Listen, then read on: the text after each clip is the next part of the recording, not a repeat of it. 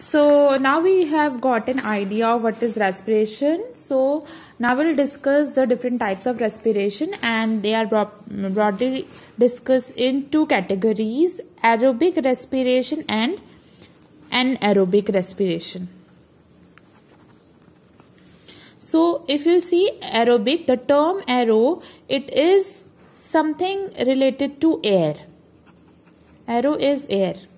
So this type of respiration happens in presence of air, and air means oxygen. So aerobic respiration will need oxygen. So whenever I am talking about respiration, I always talking about oxidation of food, and for oxidation oxygen is needed.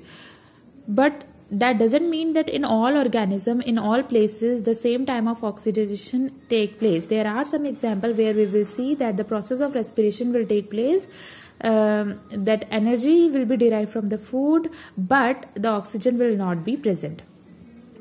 So we will look at both type of respiration. Then you understood the which I was giving you in the previous video. The is a type of aerobic respiration, because there the organism needed the oxygen in order to oxidize their food to produce energy. Okay, so it is a common type of respiration. It takes place in human being in presence of oxygen. Okay. It is not always necessary that organism respire only with oxygen. There can also undergo respiration in the absence of oxygen, and that is what anaerobic respiration. So what happened in this case? This again is this type of respiration happen in two type of organism. There are some organism which can undergo respiration only in absence of oxygen, whereas there are some organism which undergo respiration both in presence as well as in absence of oxygen. So let us say, what do we call them? So facultative anaerobes. Facultative anaerobes. They are capable of growing both in the presence and as well as in the absence of respiration. Okay. Now since they are also undergo in the absence of oxygen, they are categorized as anaerobes, and they are called facultative anaerobes. Whereas obligate anaerobes, one such example are E. coli. E. coli is a bacteria. So this kind of bacteria undergo respiration in both presence and absence of oxygen. Okay. So let us look at the obligative anaerobes. They are capable of only in the absence of oxygen. In presence of oxygen, they will not undergo respiration. Okay. Now respiration is the process where food is being converted into an energy. Okay, I'm not talking about food in its complex form. I'm talking about the assimilated simplest food molecule. They are basically get converted into energy. Okay, and without energy, the organism cannot be able to do anything. Okay, so the organism will not be able to produce energy in their body. And if there is no energy, the organism will not be able to survive. So these obligate anaerobes, for these organisms, they need an environment where there is no oxygen. Then they will be able to respiration. So example of obligate anaerobes are Clostridium tetani. It is a bacteria, you can say, because okay. So let us now see what exactly happen in aerobic respiration. As I mentioned before, aerobic respiration, it will happen only in the presence of air. So in presence of oxygen. So what happens now? What is respiration? I'm repeating same thing over and again, because it should never get out of your mind that what respiration is, because now we're going to talk about all the details about it. So as I said, the respiration, the assimilated food, which is say in the form of glucose, get oxidized, and this oxidation will happen only in the presence of oxygen. And then what happens? So let's see. Glucose C6H12O6, this will react with oxygen to form carbon dioxide, water and energy. So this energy is stored in the form of ATP molecules, and these are utilized when needed by the cells of our body. So this type of respiration is a very common respiration which happens in most of the organism, including human being. Now here what happen is complete breakdown of glucose take place to form carbon dioxide and water. So these are like the final product of respiration. So glucose has been completely broken down into its simplest form with the simplest form products. Okay. So during aerobic respiration, complete breakdown of glucose takes place. Complete breakdown. It is another important thing which happened only during aerobic respiration, not during anaerobic respiration. Okay. So let us see the other type of respiration, that is anaerobic respiration. As we know, this happens in the absence of oxygen. That is something which is known. But what type of breakdown take place in this case? So here the glucose broken down to form alcohol and acid. And now you might be wondering that in previous place during aerobic respiration, glucose broken down to form carbon dioxide and water. So how again it will break to form an alcohol and acid? So here the partial breakdown of glucose take place. Here the partial breakdown of glucose take place. So like in the case of yeast, glucose, which is C6H12O6, it breaks down partially, in the absence of oxygen, that is C2H5OH, that is ethanol, that is alcohol, and along with that it produces carbon dioxide plus energy. Here also energy is produced which can be again used to perform various activities, but here you do not have water with CO2, instead you have alcohol. Similarly, if you take another examples where anaerobic respiration take place, for example in human muscles. So in the case of human muscles also, the glucose is partially broken down to form lactic acid and energy.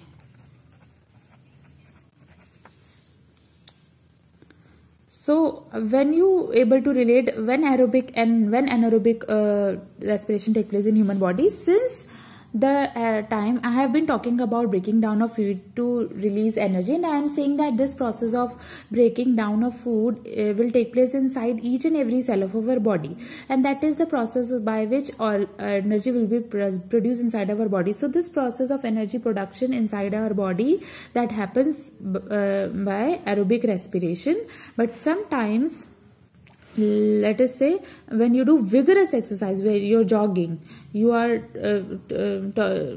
walking for 2 hours continuously. So when you're jogging, that is one activity, and the other activity is you're just sitting and reading a book. So in out of these two activities, in which activity do you think do you need more energy? Obviously while jogging. So now when you're jogging, you need so much of energy that the amount of energy or the demand of energy of your body is much more than the energy which is actually being reproduced by the cells of your body. So during such cases, such situation are called emergency situation, where your body needs more energy than what the cells of your body has actually produced by the process of aerobic respiration.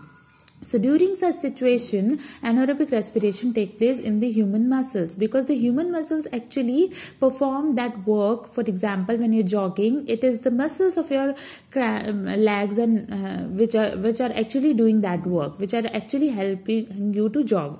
So these muscles, glucose will break down in an absence of oxygen to produce lactic acid and energy, and this additional energy which produce it helps to meet that energy demand. I hope I have been able to give an idea when anaerobic respiration take place and in human being, and when anaerobic occurs. Okay, so as we are talking about all of these things in a lot more detail, so please do not worry. If you have any confusion, you can ask me. Okay, so we actually talk about the two types of respiration.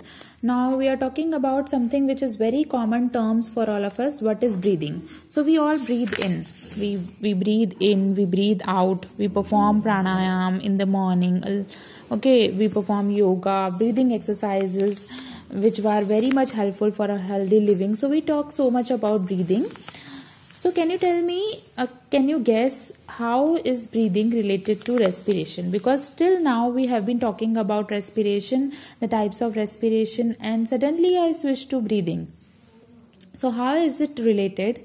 So respiration is nothing but the process in which air is taken into and expelled out of lungs. Okay, so we all know that we breathe in air, we breathe out air. Okay. What we actually doing? Do you recollect that till now, while we are talking about respiration, we have been continuously talking about oxygen and carbon dioxide. We have been continuously telling that oxygen is something which is needed for the process of respiration, and carbon dioxide is something which is actually produced during the process of respiration. So our body actually needs oxygen inside. So it actually breathes in oxygen and breathes out carbon dioxide. So we do not want carbon dioxide, we just breathe out. It goes out of our body. The air which we breathe in, it contains oxygen. So we utilize that oxygen from the air. So that's how the breathing is related to respiration, because by the process of breathing, we actually helps in exchange of gases so that the process of respiration can take place inside the cells of our body. Another important thing, a lot of people say that what do we breathe in, which gas do we breathe in? People will say that we breathe in oxygen and we breathe out carbon dioxide. That is a simple answer given by most of them. But the another question that might strike in your mind, is it that only oxygen that we are breathing in? Because we are actually breathing the air. And what is the air made up of? Air contains nitrogen, air contains oxygen, it also contains carbon dioxide. It also contains a very little amount of some other gases. So when we are breathing in air, we are not breathing only oxygen. We are breathing in the entire air, which of course contain oxygen. Similarly, when we breathe out, it is only carbon dioxide which is coming out of our body. Okay. So the correct answer is we actually breathe in air and the air contains oxygen. Similarly, when we breathe out, an air contains carbon dioxide. Then the question is, why do we say that we breathe in oxygen and we breathe out carbon dioxide? That is because the net amount of oxygen that goes in and comes out, we will see that the net amount of oxygen goes inside our body is maximum. So overall we can say that we are taking in oxygen, because from the air which we have breathing, we breathe oxygen, we take oxygen which is needed by our body, which is needed by the cells of our body. Okay, we do not need carbon dioxide and other gases. Okay, so we selectively choose oxygen, and that is why we say that we breathe in oxygen and we breathe out carbon dioxide. However, we will discuss this topic in more detail a little later. I hope you got an idea what is breathing. So it is the process of taking in oxygen, taking in air and expelling out air. Not oxygen, taking in air and expelling out air. Now, what is breathing rate? Have you ever observed that when we breathe in, you breathe out, you will be able to control it, breathe in, at which you breathe. If you want, you can breathe very fast. If you want, you can breathe very slowly also. So you see, you tend to breathe faster when you are doing something like yoga, you are climbing stairs. Okay, you are doing something energetic, you are running. Okay, so what is changes actually? You still breathing and breathing out, something is changing. Okay, so you know what is breathing rate? Breathing rate is a nothing but number of times a person breathe. A person breathe in 1 minute. Sometimes we breathe very fast, sometimes we breathe very slow. So how do we define how much fast we are breathing and how much slow we are breathing? For that we need a basis of measurement, that is breathing rate. So that how many times do we breathe in 1 minute? So in fact, if you can just calculate also for yourself, take a deep breath, breathe out again, and try to see how many times do you breathe in and do you breathe out in 1 minute. Now, normally it has been seen that the human beings breathe 15 to 18 times in 1 minute. It is not exactly the same, but every individual, some people might have the breathing rate of 15 times per minute. Some people might have the breathing rate of 17 times per minute. So it might fluctuate a little bit, but normally it falls in this range, 15 to 18 times per minute. Okay. Now, how do we define one breath? So one breath is like one inhalation plus one exhalation. Okay, one breath. Okay, one in and one out. So, okay, that is called one breath. Okay, so that is why sometimes people say that how many breath per minute. So breath means both in as well as both out. So let's say if you are breathing in, you should not count it as 1 or count it as 2. That is not the right way. So breathing in and breathing out is 1. Okay, so I hope I am clear on this part. Now what actually happen when you are climbing the air, when you are doing something heavy work? So the energy demand in the body will be increased at that time. Okay, so energy demand is increased. Now when body needs more oxygen, and how do we get oxygen inside our body? By breathing in. By breathing in air through our nose. So that's how we get oxygen.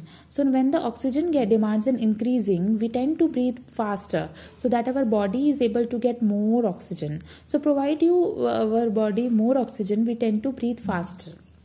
And that is why while doing exercise, the breathing rate increases. It might get increased up to say 25 times per minute as well as 25 times per minute. So if you compare the breathing rate of a girl who is playing football and a girl who is sitting just, so the breathing rate of the woman, or the energy demand in case of the girl who is playing is a lot more than the girl who is sitting. Okay. So breathing rate changes as per the oxygen demand of our body. So when the oxygen demand increases, we tend to breathe faster. Because faster means maybe in 1 minute you will breathe 25 times. It is like almost 10 times more, 10 extra. Okay. So initially it was 15 times, now it is 25 times. So 10 more breaths you have taken. So some extra amount of oxygen would have gone inside your body, and to supply more oxygen to your body, you tend to breathe faster, and that is why your breathing rate increases when you are doing something physical activity which is more vigorous and in which you need more energy. Okay. So many times students get confused between respiration and breathing, but I think now I have explained from the beginning. Now you are clear and you know the difference between the respiration and breathing. So this is biochemical process. Why biochemical? Because it takes place inside our body, because a lot of chemical reaction takes place in our body, so it is chemical. So in respiration, what is happening? The oxidation of food is taken place. Sometimes lactic acid is produced, alcohol is produced. So these are all chemical reaction taking place in the respiration. So many chemical processes are involved. So respiration is a biochemical process, whereas breathing is just a physical process.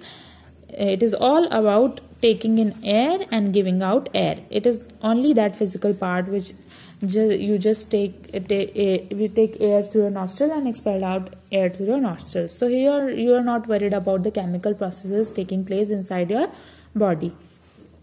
So respiration takes place in both extracellular as well as intracellular. Extracellular means outside the cell and intracellular means within the cell. Okay. Breathing is only extracellular because it is only deal with the exchange of gases. When you talk about respiration, it deals with exchange of gases plus the oxidation of food produce energy. Okay. So in respiration, enzymes are involved, and here enzymes are involved. Here no enzymes are involved.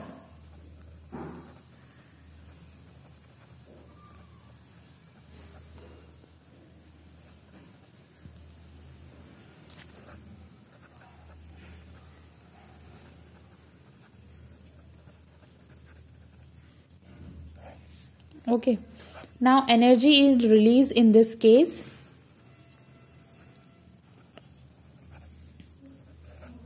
No energy is released in this case.